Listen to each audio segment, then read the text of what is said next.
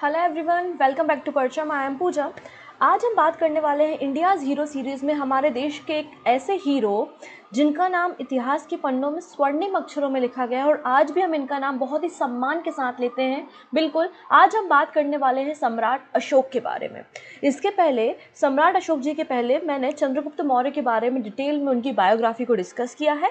आज हम सम्राट अशोक की बायोग्राफी को डिस्कस करने वाले हैं, तो कॉपी पेन लेकर बैठिएगा, वीडियो को लास्ट तक देखिएगा। काफ़ी कुछ नया आपको सीखने को मिलेगा जो कि आपके वनडे एग्जाम में, इनफैक्ट अगर आप मेंस राइटिंग करते तो उसमें भी आपको काफ़ी मदद मिलने वाली है। तो आइए स्टार्ट करते हैं सम्राट अशोक जी की बायोग्राफी।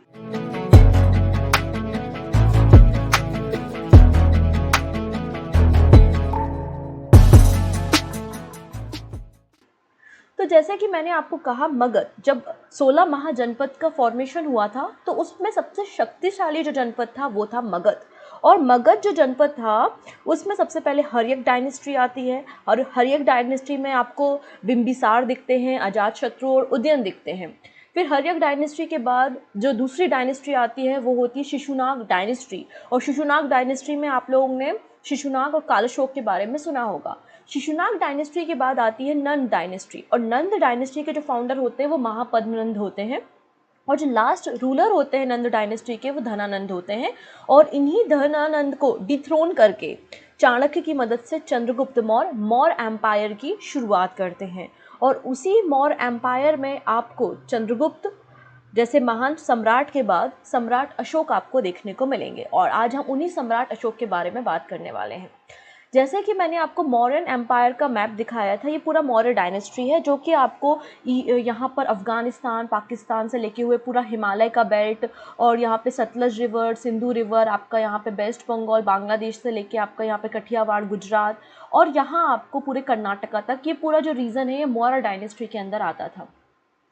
अशोक से पहले ये पूरी मौर्य डायनेस्टी जो थी, जैसे कि आज हमारे देश में हमारी जो कंट्री है वो बहुत सारे स्टेट में डिवाइडेड है, तो यहाँ पर भी जो कंट्री थी, पूरा जो मगध यहाँ पे मौर्य डायनेस्टी है वो भी यहाँ पे स्टेट में डिवाइड था और स्टेट को यहाँ पे प्रांत कहा जाता था। क्या कहते थे हम? प्रांत कहते थे।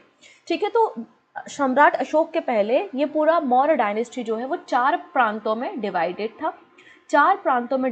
था, लेकिन सम्राट अशोक के बाद ये मौर्य डायनेस्टी 5 प्रांतों में या 5 स्टेट में डिवाइड हो गई। क्योंकि कलिंग जो आप देखते हैं वर्तमान में, आप कलिंग को कहाँ देखेंगे? कलिंग मतलब आपका वर्तमान का उड़ीसा। तो कलिंग को एक्वायर कर लिया था, कलिंग पे कब्जा कर लिया था किसने? सम्राट अशोक ने। और उसके बाद जो एक और राज्य जो है वो मौर्य डायनेस्टी में जुड़ गया था। तो अशोक के बाद प्रांतों की संख्या जो थी वो मौर्य डायनेस्टी में 5 हो गई थी और अशोक के पहले तक 4 थी। अब वो कौन कौन से प्रांत थे एक बार हम मैप में समझ लेते हैं।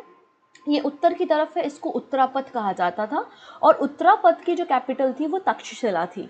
ठीक है, उत्तरापथ के बाद यहाँ पे हम दक्षिणापथ की बात करते हैं क्योंकि ये दक्षिण में है, साउथ में है। ठीक है, तो दक्षिणापथ जिसकी कैपिटल आपको स्वर्णगिरी देखने को मिलेगी। तो स्वर्णगिरी जो है वो दक्षिणापथ की कैपिटल थी, वहीं उत्तरापथ की कैपिटल जो थी वो तक्षशिला थी।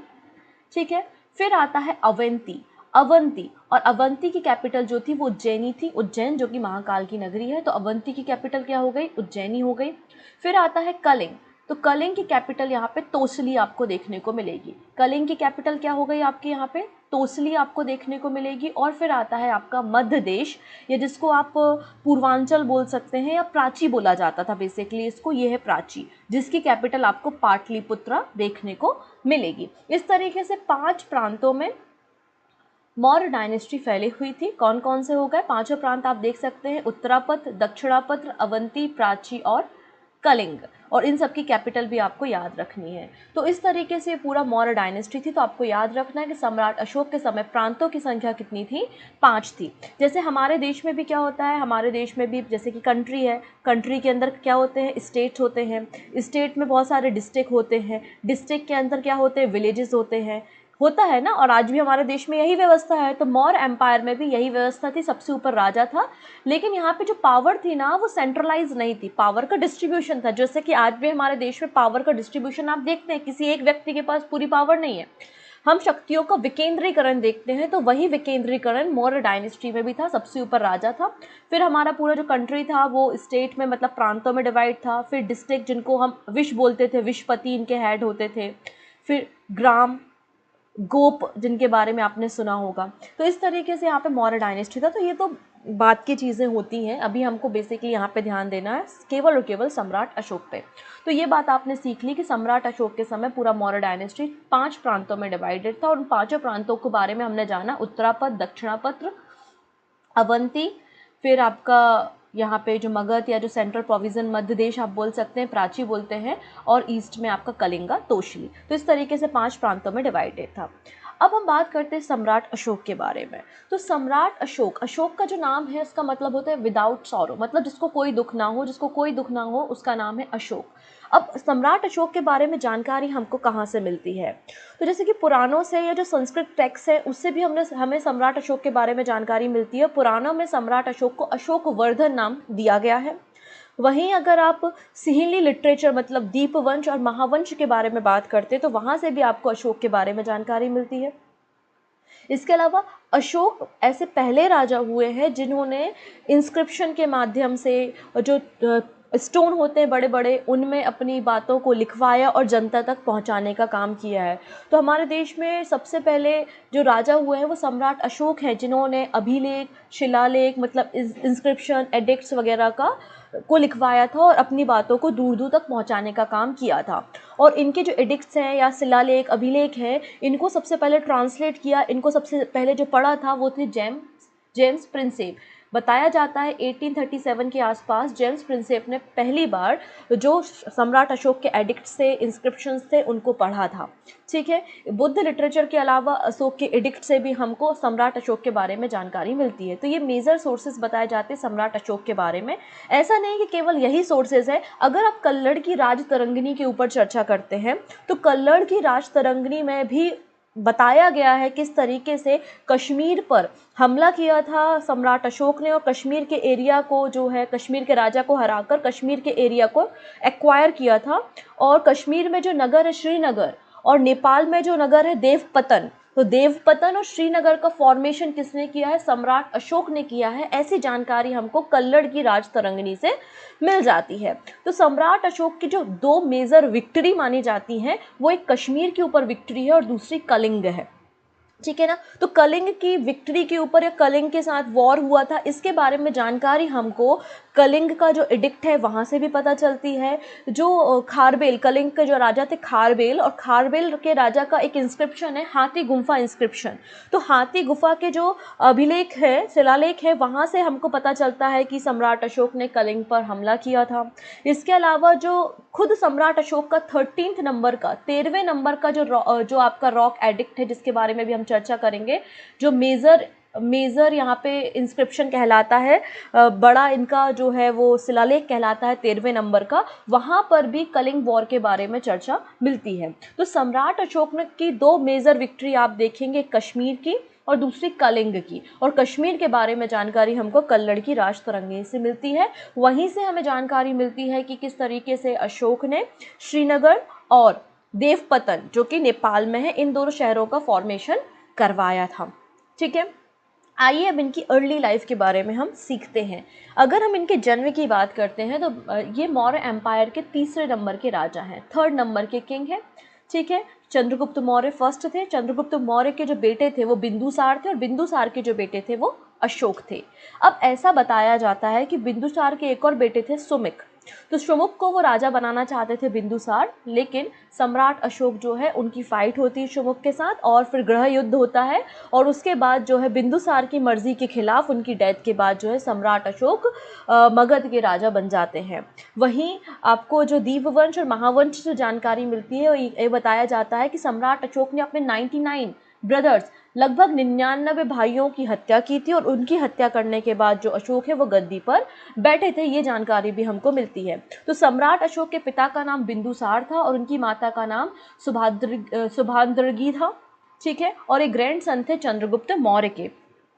इसके अलावा चंद्रगुप्त मौर्य की 5 वाइफ थी, ऐसा बताया जाता है कि इनकी 5 शादियाँ हुई थी, जैसे कि विदिशा की महादेवी के साथ इन्होंने शादी की थी। और इनकी जो सबसे फेवरेट वाइफ बताई जाती है, उनको हम कारूबाकी के नाम से जानते हैं कि कारूबाकी जो है वो सबसे प्रिय जो पत्नी थी वो अशोक की थी।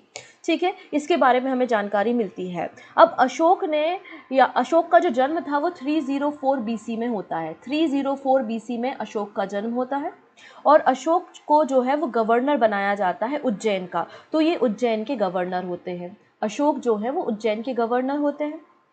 ठीक है, इन्होंने 99 भाइयों की हत्या करके जो है वो बिंदुसार की परमिशन के बिना, उनकी परमिशन के अगेंस्ट जाकर जो है वो मौर्य एम्पायर की गद्दी पर वो बैठते हैं। इनका जो राजाभिषेक होता है वो बताया जाता है कि 269 बीसी में जो है इनका राजाभिषेक होता है और राजाभिषेक के बाद ये अपने एम्पायर को और एक्सपांड करने की कोशिश करते हैं। और जो कलिंग का रीज़न है स्पेशली, तो उस कलिंग राज्य को वो मौर्य एम्पायर में मिलाना चाहते हैं, इसलिए यहाँ पे कलिंग का बैटल होता है। तो इनके राज अभिषेक के बाद, मतलब इनके राजा बनने के 8 साल बाद, इनके राजा बनने के 8 साल बाद, तो 269 में 8 कम कर दीजिए तो कितना हो जाएगा 261। तो इनके राजा इनके राजा बनने के बाद 261 बीसी में ये कलिंग पर हमला करते हैं और कलिंग वॉर होती है। कलिंग पर हमला करते, जब ये कलिंग पे हमला करते हैं तो उस समय कलिंग के जो राजा होते हैं उनका नाम होता है नंदराज। कलिंग के राजा कौन होते हैं उस समय जब कलिंग पे हमला होता है, तो उसके राजा होते हैं नंदराज।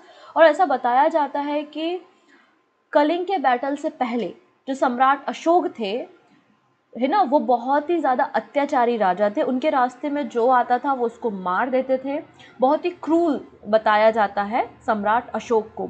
261 बीसी कलिंग के बैटल के बाद तो कलिंग में लड़ाई करने पहुंच जाते हैं और जो इनके रास्ते में आता है सबको मार देते हैं।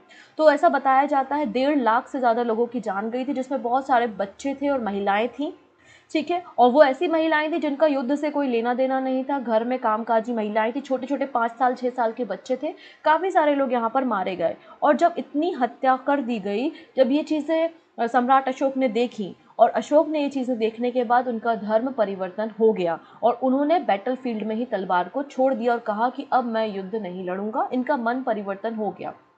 ठीक है, तो 261 बीसी के बाद जब कलिंग का बैटल होता है उसके बाद इनका धर्म परिवर्तन होता है। और जब इनका धर्म परिवर्तन होता है तो ये कोशिश करते हैं कि अब मैं हिंसा ना करूं, मैं अहिंसा के रास्ते पे चलूं और अपने मन को शांत रखूं।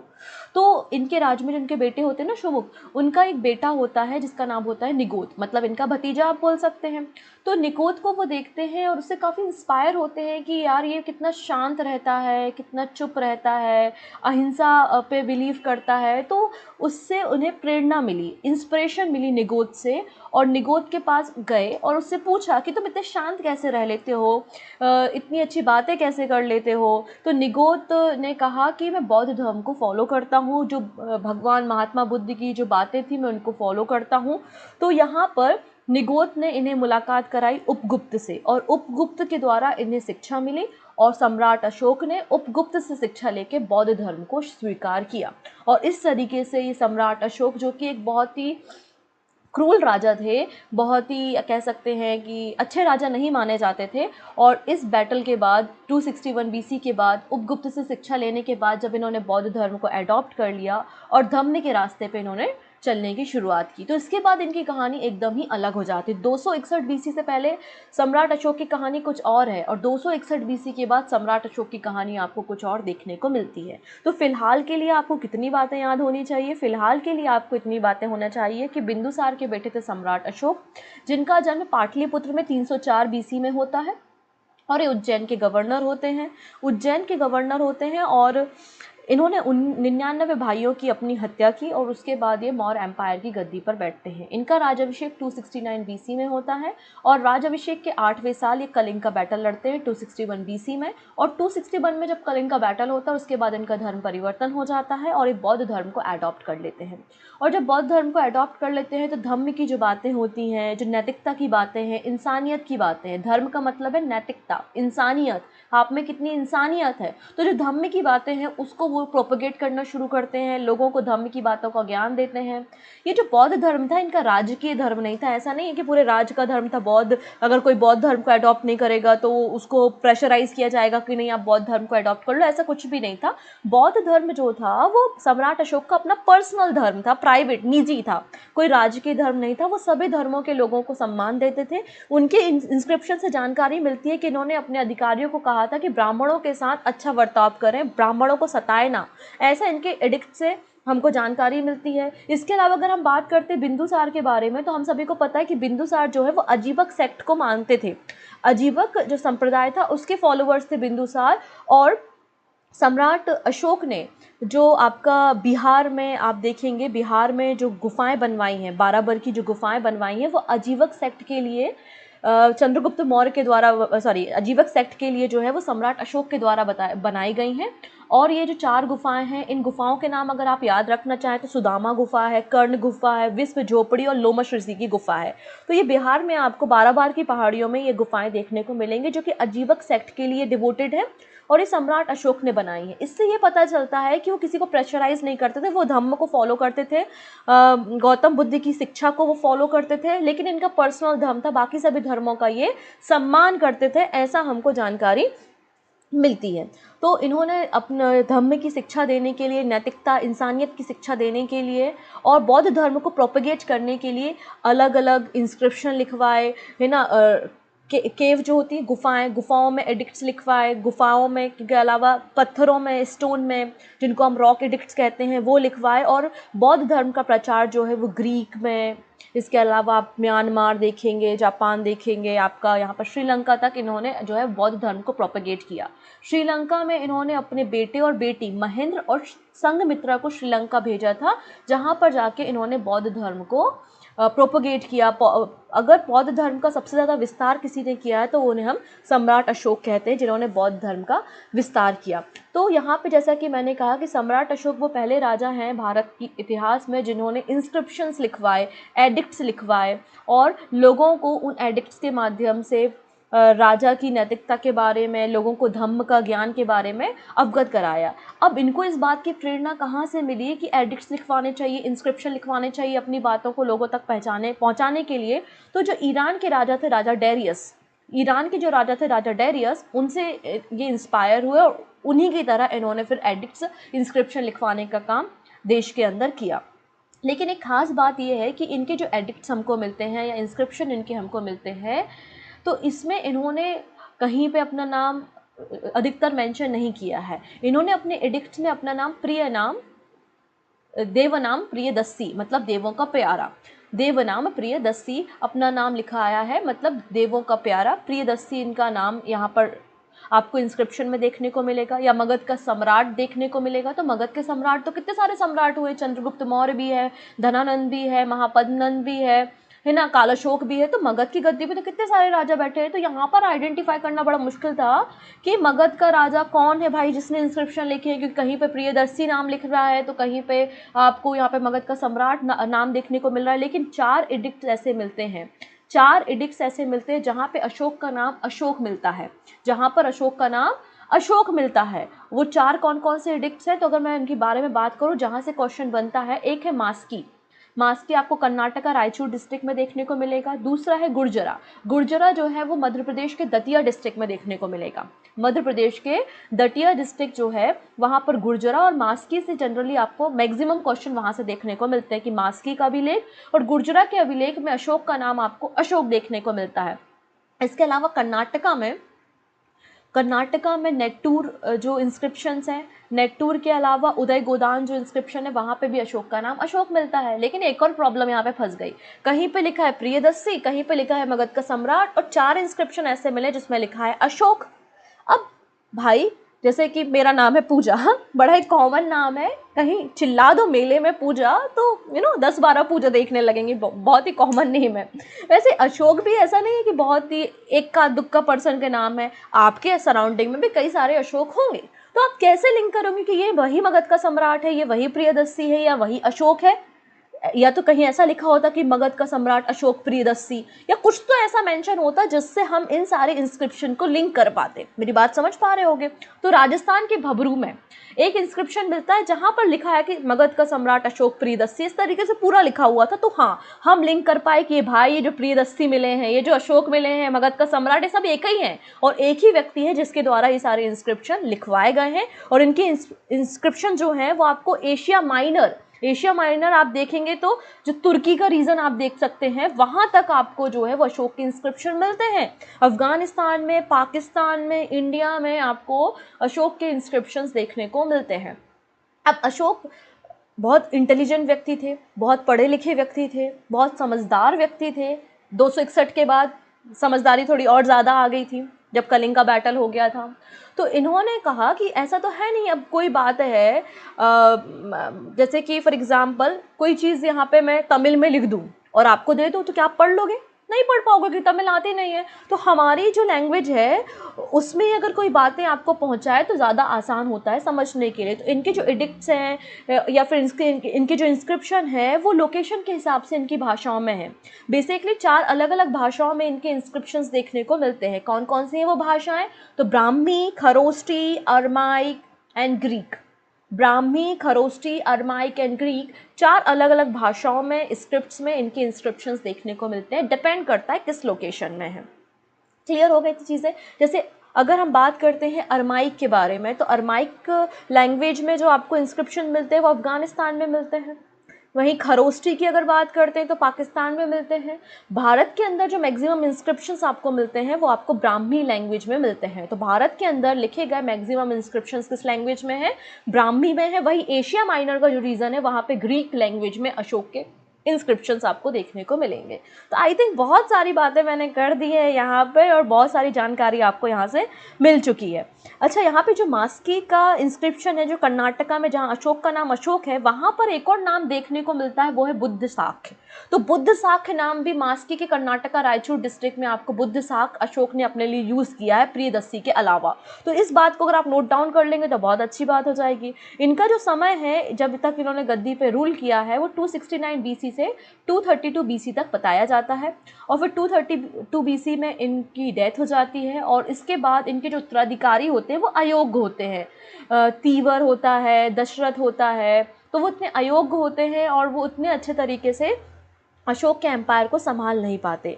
इसमें कहीं ना कहीं कुछ मामले में इतिहासकारों का ये कहना है कि अशोक की भी गलती थी अपने खुद के एम्पायर को ख़त्म करने के लिए, क्योंकि आपको बता दूं कि 261 BC के बाद हथियार को उठाना छोड़ दिया था अशोक ने। और जब कोई व्यक्ति का डर खत्म हो जाता है तो उसका राज्य भी खत्म होने लगता है।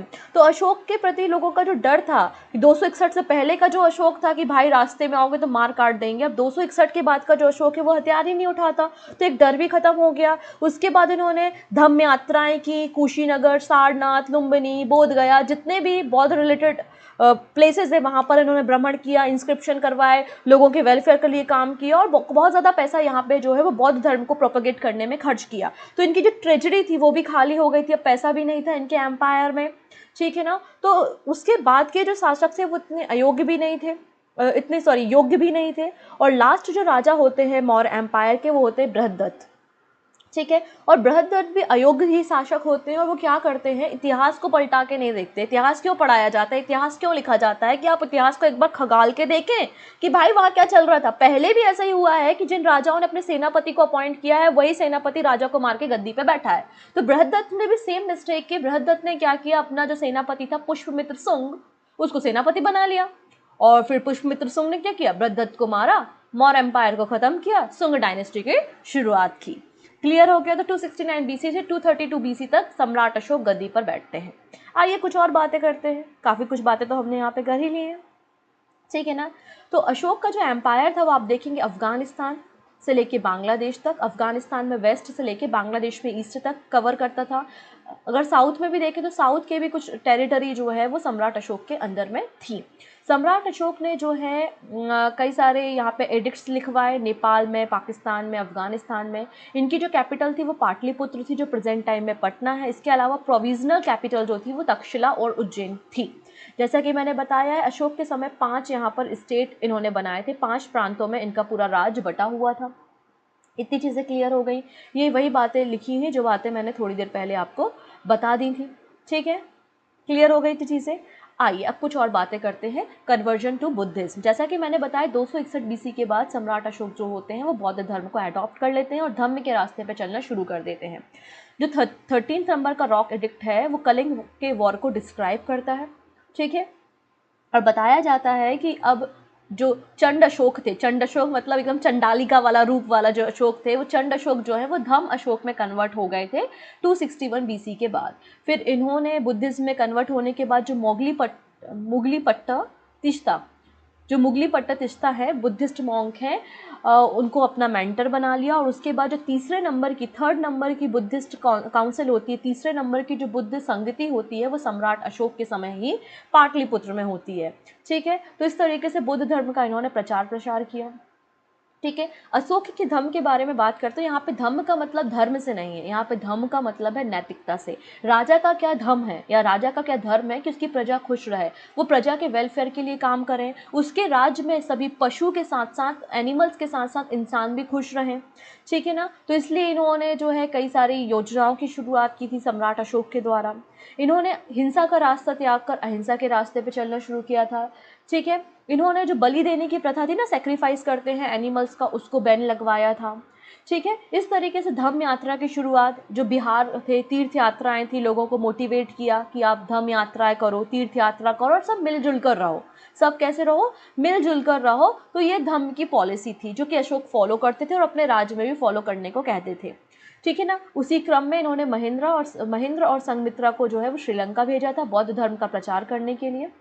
जैसे कि इसमें लिखा है कि most of his edict are written in Pali and Prakrit in Brahmi script. तो ब्राह्मी स्क्रिप्ट में बहुत सारे इंस्क्रिप्शंस इनके देखने को मिलते हैं। इसके अलावा खरोष्टी अरमाइक स्क्रिप्ट्स भी देखने को मिलते हैं और ग्रीक भाषा में भी इनकी इंस्क्रिप्शन देखने को मिलते हैं। डिपेंड करता है किस लोकेशन पे उन इंस्क्रिप्शंस को या पिलर को बनाया गया है।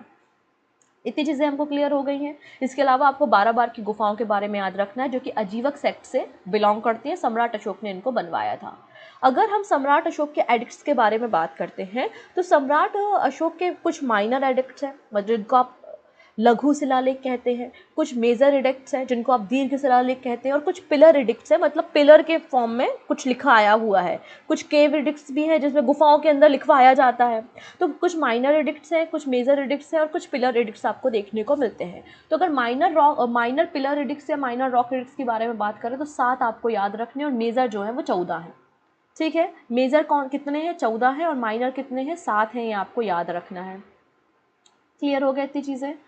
ठीक है, 7 यहाँ पे पिलर एडिक्ट्स आपको देखने को मिलते हैं जो कि मोनोलिथ है। मोनोलिथ मतलब एक ही पत्थर को तराश के ये एडिक्ट बनाए गए हैं। तो सबसे पहले हम बात कर लेते हैं इन पिलर्स के बारे में। ये दिख रहा है, आप लोग ने सारनाथ अशोक स्तंभ के बारे में देखा होगा, है ना, और सुना भी होगा। इसके बारे में हम थोड़ी सी चर्चा कर लेते हैं यहाँ पर। ये है आपका पिलर। तो अशोक ने कई सारे पिलर बनवाए हैं और ये पिलर जो बेसिकली हैं वो चुनार सैंडस्टोन में बनाए गए हैं। ये पिलर जो होते थे वो स्टेट के सिंबल्स होते हैं। स्टेट की जो एंटायर मौर्य एम्पायर की जो ग्रेट सिग्निफिकेंस है उसको इन पिलर में जो है वो लिखवाया जाता था। इसका ऑब्जेक्टिव था एक तो बुद्धिस्ट आइडियोलॉजी को प्रोपोगेट करना और जो कोर्ट ऑर्डर है एंटायर मौर्य एम्पायर के उसको लोगों को बताना, ये इसके मेन ऑब्जेक्टिव थे। अगर हम इस पिलर के आर्किटेक्ट की बात करते तो ये जो पिलर्स बनाए गए थे वो 4 पार्ट में बनाए गए थे, मतलब इसके 4 हिस्से थे।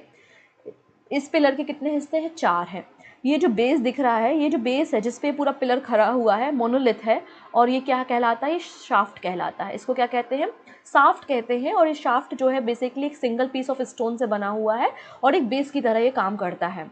इस शाफ्ट के ऊपर आपको एक लोटस दिखेगा जो कि उल्टा है ना, इन्वर्टेड लोटस है। तो यहाँ पर इसे बोलते थे हम क्या, कैपिटल। इसे क्या बोला जाता है, इसे बोला जाता है कैपिटल। ये राजधानी वाला कैपिटल नहीं है, इस सिंबल का नाम कैपिटल है। On the top of shaft जो था वहाँ पे कैपिटल होता था। कैपिटल कोई भी शेप हो सकता था, जनरली लोटस का यूज़ यहाँ पर किया जाता था। इस लोटस के ऊपर, इस कैपिटल के ऊपर आपको देखने को मिलेगा अबेकस। ये जो राउंड राउंड दिख रहा है ना, ये राउंड जिसके ऊपर शेर बैठे हुए हैं, तो ये राउंड जो है ये आपका क्या है, एबेकस है। ये क्या है आपका, एबेकस है, जो कि आपको जो आपके कैपिटल था उसके ऊपर एबेकस होता था। एबेकस जनरली सर्कुलर शेप या रेक्टेंगल शेप का होता था और इस एबेकस के ऊपर कैपिटल फिगर होता था। इस एबेकस के ऊपर क्या होता था, कैपिटल फिगर होता था। तो कहीं जगह आपको बुल देखने को मिलेगा, कहीं एक लायन देखने को मिलेगा, कहीं 4 लायन देखने को मिलेंगे, अलग अलग एलिफेंट, कहीं कहीं पे अलग अलग एनिमल्स, सॉरी कहीं पे एलिफेंट आपको देखने को मिलेगा। तो ये कैपिटल फिगर था। तो इस तरीके से पिलर बनाए जाते थे, और पिलर जो है वो 4 पार्ट में थे, शाफ्ट हो गया, कैपिटल, एबेकस और आपका कैपिटल फिगर। ठीक है, जो मेजर पिलर्स है जिनके बारे में एग्जाम में क्वेश्चन पूछे जाते हैं वो आपको स्क्रीन में दिख रहे हैं। ये सारनाथ कैपिटल, सारनाथ पिलर जो है यूपी में आपको देखने को मिलेगा। यहाँ पर आपको 4 लाइन, मतलब 3 दिखते हैं, पीछे एक और है ना, तो ये लाइन आपको यहाँ पर देखने को मिलेंगे। इसके अलावा रामपुरवा, रामपुरवा बिहार में जो पिलर है इसमें आपको बुल देखने को मिलेगी। कौन देखने को मिलेगा, बुल, और ये क्वेश्चन पूछा जा चुका है। क्लियर हो गई थी चीज़ें? ठीक है, तो याद रखना ये आपका कैपिटल फिगर है, ये आपका एबेकस है, एबेकस के नीचे ये आपका क्या हो जाएगा, यहाँ पे कैपिटल, और कैपिटल के नीचे क्या होगी, शाफ्ट होगी। इस तरीके से पिलर को डिज़ाइन किया जाता था।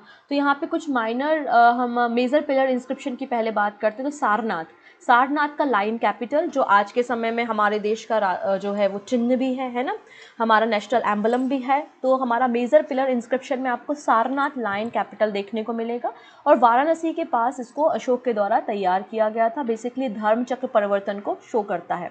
फिर है वैशाली पिलर, जो कि बिहार में है, सिंगल लाइन है, एक अकेला शेर आपको यहाँ पे देखने को मिलेगा, वैशाली पिलर।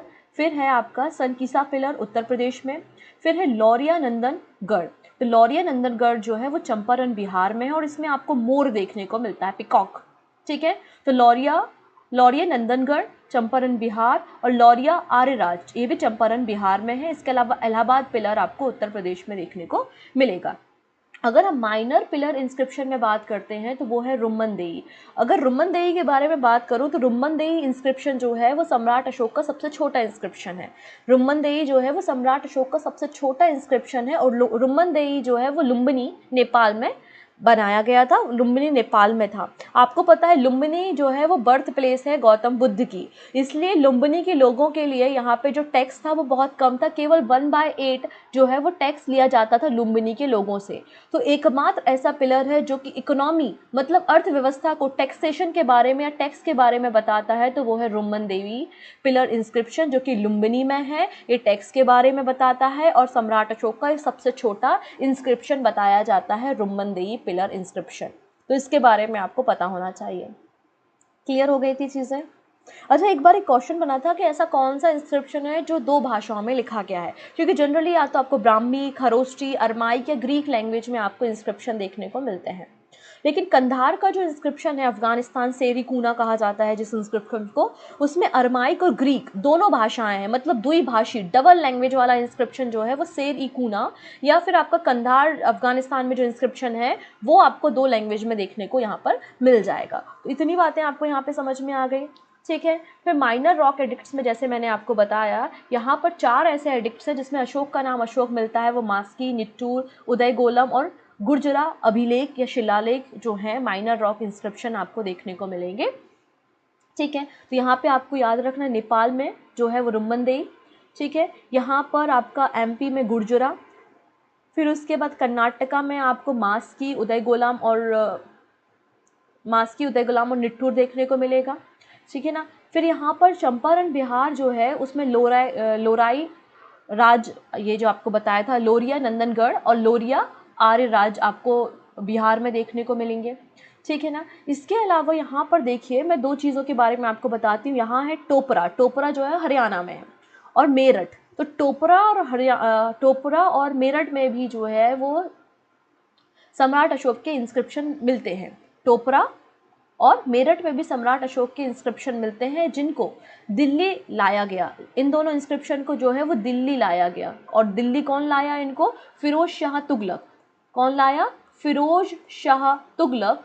फिरोज शाह तुगलक जो है वो टोपरा इंस्क्रिप्शन और मेरठ इंस्क्रिप्शन जो कि सम्राट अशोक के हैं उनको दिल्ली लेकर आया था फिरोज शाह तुगलक। इस बात को आपको याद रखना है। ठीक है, वैसे ही एक था कोसंबी। कोसंबी का जो इंस्क्रिप्शन था, कोसंबी का जो शिलालेख था, उसको अकबर के समय पे जहांगीर जो है वो लेकर आ गया था। तो इसलिए कहाँ पर लेकर आ गया था, इलाहाबाद में, प्रयागराज में। तो वो प्रयागराज या इलाहाबाद स्तंभ बन गया। बात समझ में आ रही है? तो कोसंबी वाला जो है इलाहाबाद लाया गया था, वो कौन लेकर आया था? अकबर के समय पे जहांगीर लेकर आया था, ऐसा जानकारी मिलती है। कुछ बुक में लिखा है कि अकबर लेकर आया था और कुछ बुक में लिखा है कि अकबर के समय पे जहांगीर लेकर आया था। इसको एक बार चेक कर लेना।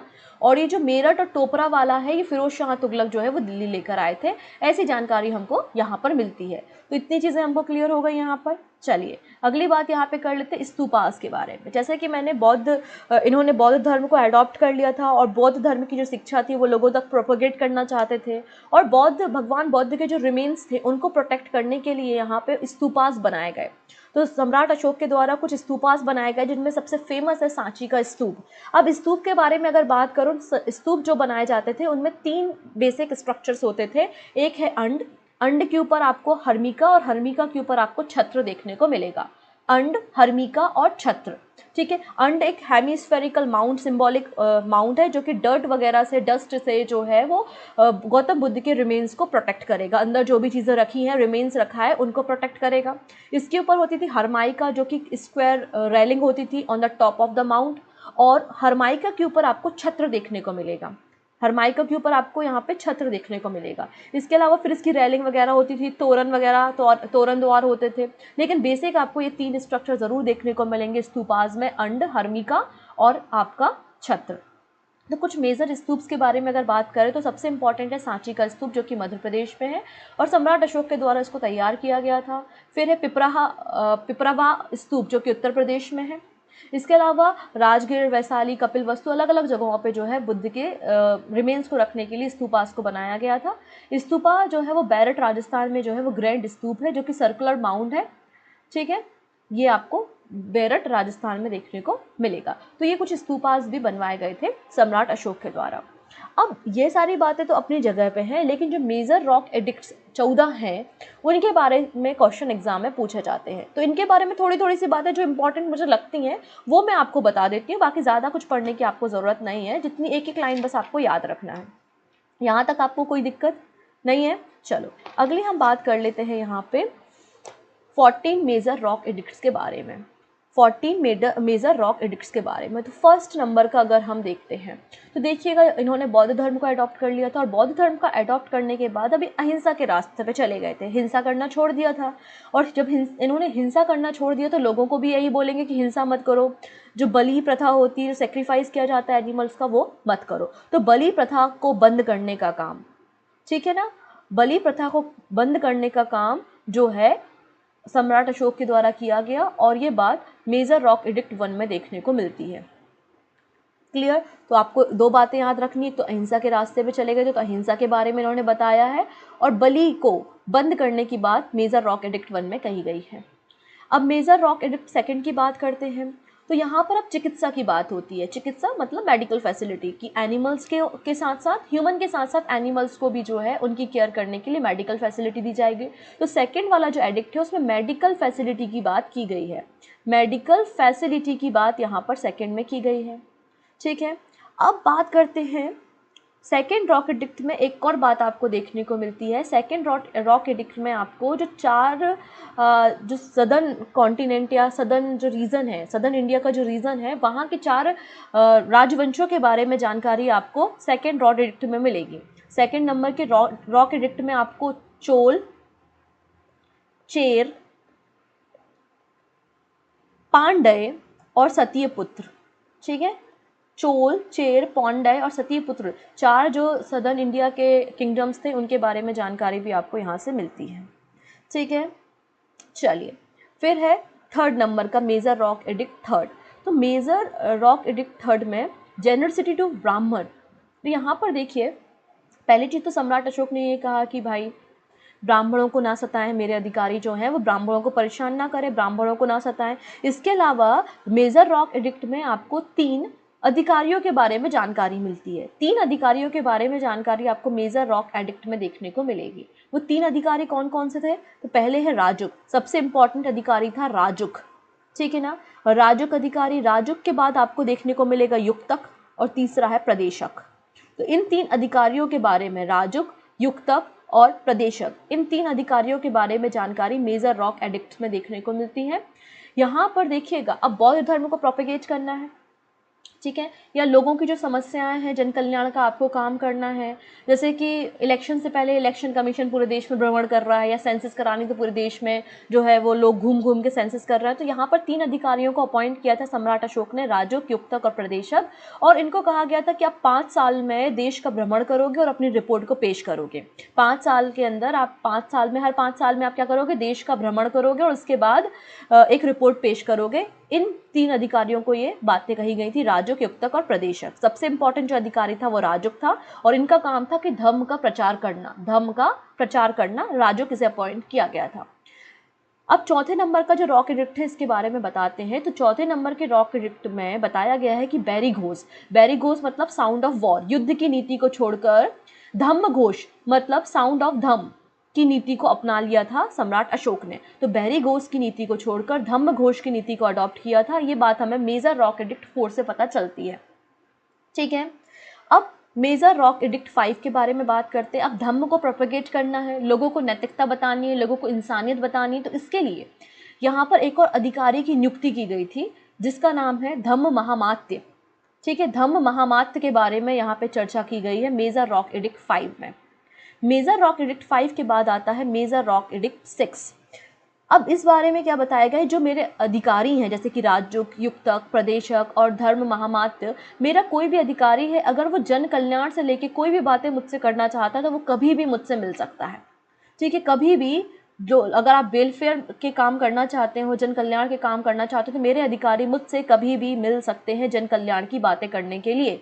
मतलब आप इन इंस्क्रिप्शन से ये समझ सकते हैं कि राजा जो अशोक थे वो हमेशा अवेलेबल थे और हमेशा जन कल्याण या वेलफेयर के काम करना चाहते थे। इसलिए तो उन्होंने कहा कि मेरा कोई भी अधिकारी अगर जन कल्याण का काम करना चाहता है और उससे रिलेटेड बातें मुझसे करना चाहता है तो वो कभी भी मुझसे मिल सकता है। ये बात मेजर रॉक एडिक्ट 6 में हमें पता चलती है। अब बात करते हैं मेजर रॉक एडिक्ट 7 के बारे में। अब टॉलरेंस फॉर ऑल रिलीजन, सारे धर्म एक हैं, हमें हर एक धर्म का सम्मान करना चाहिए। जब आप किसी धर्म का सम्मान करोगे तो बदले में आपको भी सम्मान मिलेगा और सभी लोगों को मिलजुल कर रहना चाहिए। तो ये बात आपको मेजर रॉक एडिक्ट 7 से पता चलती है।